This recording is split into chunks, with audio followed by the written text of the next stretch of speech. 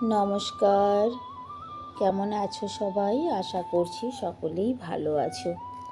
অপুর সংসারের নতুন একটি ভিডিওতে সবাইকে স্বাগত জানাই। আজ সোমবার, এখন বাজে সকাল 9:30। 9:30টায় নিচের সমস্ত কাজ করে চলে এলাম উপরে। আজকের ভিডিওটাও শুরু করলাম আমি উপরের রুম থেকে। আজ বিছানার চাদরটা চেঞ্জ করব। গতকাল রাতে ছোট ছেলে বলেছিল, মা বেডশিটটা চেঞ্জ করে দাও। তা আমি বলেছিলাম যে এখন রাত হয়ে গেছে, এখন আর করব না, সকালবেলা করে দেব। আমার তো অভ্যাস আছেই প্রত্যেক সপ্তাহে বা 4 দিন 5 দিনের মাথায় বেডশিট চেঞ্জ করা। ঠিক সেই অভ্যাসটা ছেলেদের মধ্যেও হয়েছে। আমি যদিও ভুলে যাই, ছেলেরা ভোলে না। বিশেষ করে আমার ছোট ছেলেটা, মা এটা চেঞ্জ করে দাও। ছেলে স্কুলে চলে গেছে, তো ভাবলাম যে আজকে বেডশিটটা চেঞ্জ করে দিই, তা না হলে বাড়িতে এসেই আবার আমাকে বলবে আজও চেঞ্জ করোনি।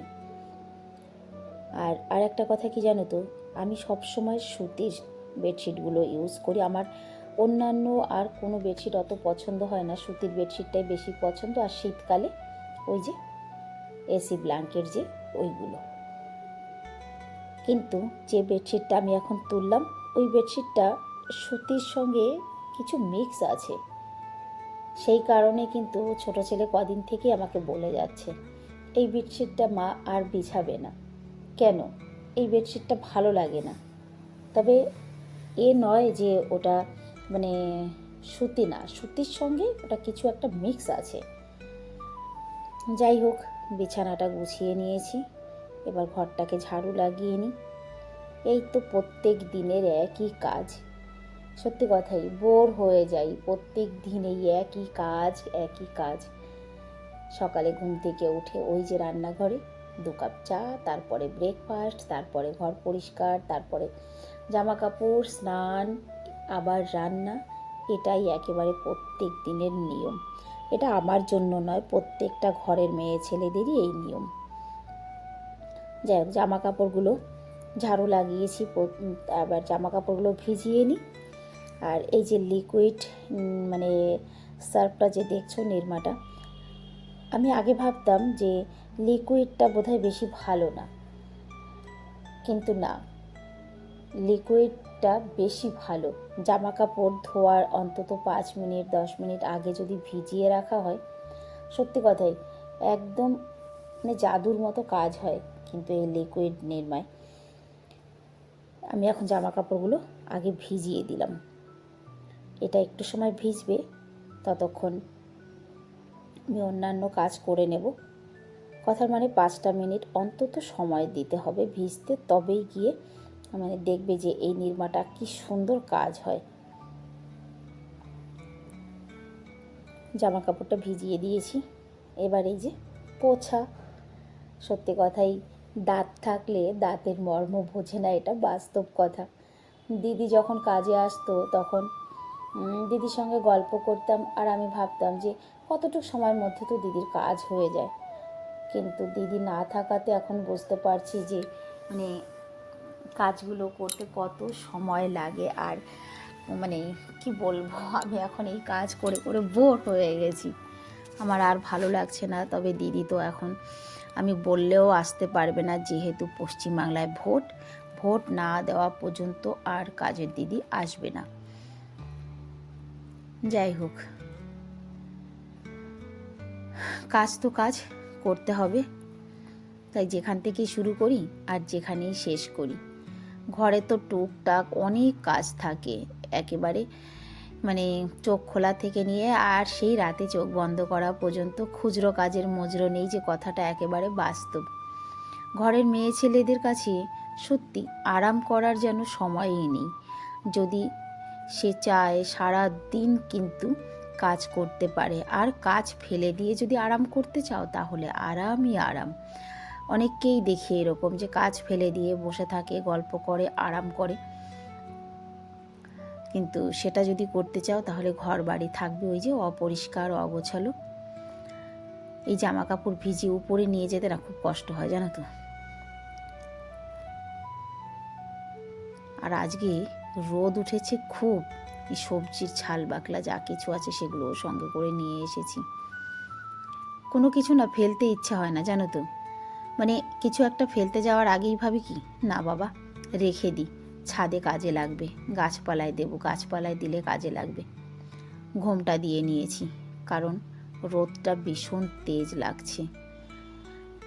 চৈত্র মাস প্রায় শেষের দিকে, তেমন কিন্তু এখন পর্যন্ত গরমও পড়েনি বা সেইভাবে রোদটাও ওঠে না। রোদ তেজ উঠেছে, কিন্তু তার মাঝে মাঝে আবার মেঘ এসে হাতছানি দিচ্ছে। আজকে যে সবজির মানে ওয়েস্টেজগুলো নিয়ে এসেছি, এর মধ্যে কিন্তু ডিমের খোসা আছে। ডিমের খোসাগুলো আমি ফেলি না, ডিমের খোসাগুলো সব আমি কিন্তু এই গামলার মধ্যেই দিয়ে দিই। তো ছোট ছোট দুটো প্লাস্টিকের গামলা আছে, তার মধ্যে এই যে ভরে রেখে দেব। এটা কয়েকটা দিন হয়ে যাওয়ার পরে তারপরে গাছে দেব। একটা ভিডিওতে দেখেছিলাম ডিমের খোসাগুলো বেগুন গাছে দেওয়া নাকি খুব ভালো। দেখা যাক, একটুখানি মানে জমে পচে সার হোক, তারপরে বেগুন গাছে দেব। আর এদিকে মেশিনে জল চালু করে দিয়েছিলাম। আগে জল ভরতে হবে, তারপরে জামা কাপড়। আর আমার মেশিনটা ছাদে তো, অটোমেটিক মেশিন যদিও, কিন্তু জলের প্রেশারটা সেইভাবে হয় না, সেই জন্য আমি কিন্তু পাইপ দিয়ে জল দিই। আগেও তোমরা দেখেছো। মেশিন চালু করে দিয়ে কাছে বসে থাকতে হবে শুধু এই জলের কারণে। এখন তো আমার কাছে বসে থাকার সময় নেই, যেহেতু আমি 9:30টায় এসে কাজে লেগেছি, এখন 10টার বেশি বেজে গেছে, আধা ঘন্টার উপরে হয়ে গেছে। আর মেশিনটা চালু করে দেব। দেখো কি সুন্দর হাওয়া দিচ্ছে, মানে রোদ আছে তার মধ্যে মাঝে মাঝে মেঘ হাতছানি দিচ্ছে আর সুন্দর হাওয়া আছে। আমি কিন্তু মেশিনটা চালু করে দিয়ে এসে স্নানটা সেরে নিয়েছি, কারণ মেশিনের কাছে বসে থাকলে হবে না। জল ভরে দিয়ে এসে স্নানটা সেরে নিয়েছি। আর গিয়ে আবার দুবার মেশিনে জল দিতে হবে। তো তার আগে মাথা আছড়ে সিঁদুর পরে রেডি হয়ে নিই, ততক্ষণ মেশিনটা চলতে থাক।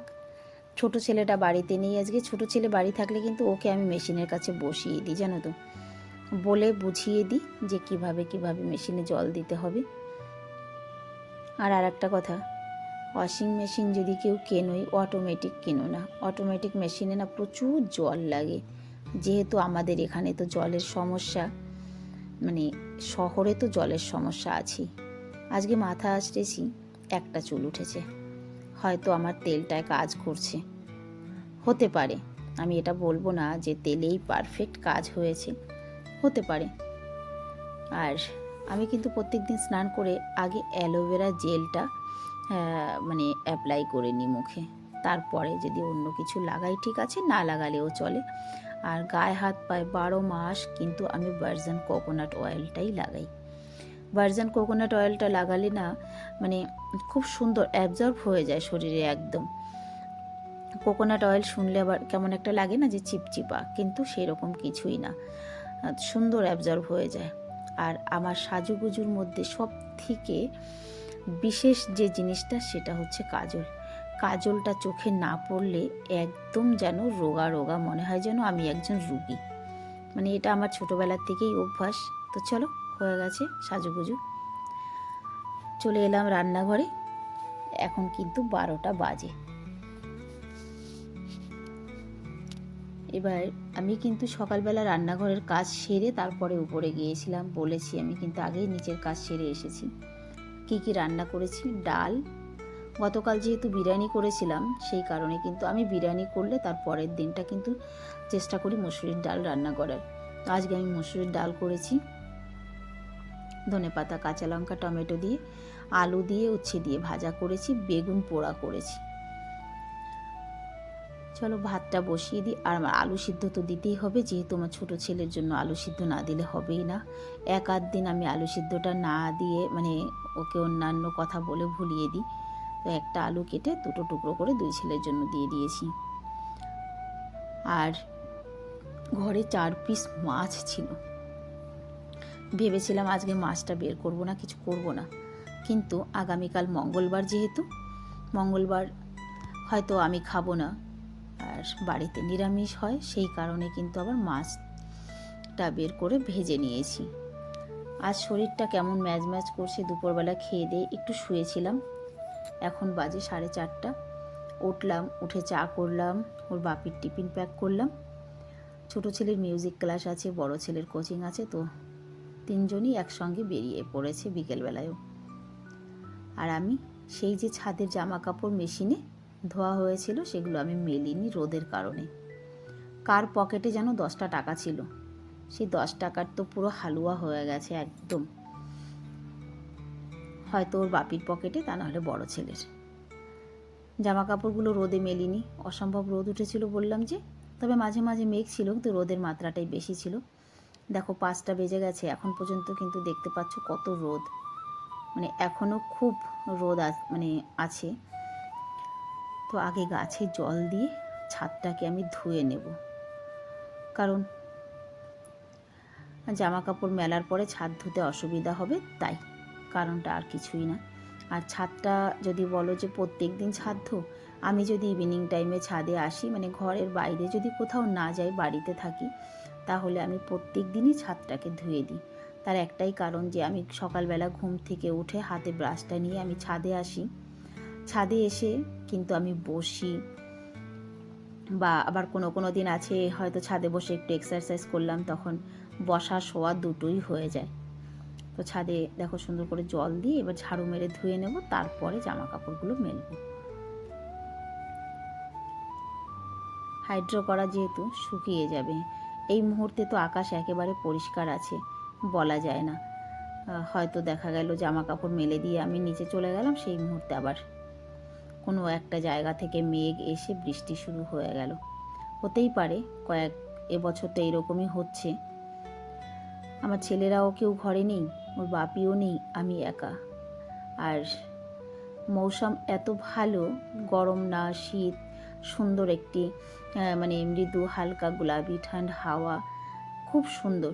কিন্তু তার মাঝখান থেকে মনটা না ভীষণ খারাপ লাগছে, কেন আমি জানি না। যাই হোক, জামা কাপড় মেলতে মেলতে 5:30 6:45 বেজে গেছে। আজকের ভিডিওটাও তাহলে এখানেই শেষ করছি। দেখা হবে নেক্সট ভিডিওতে। সবাই ভালো থাকবে, সুস্থ থাকবে। সবাইকে রাধে রাধে।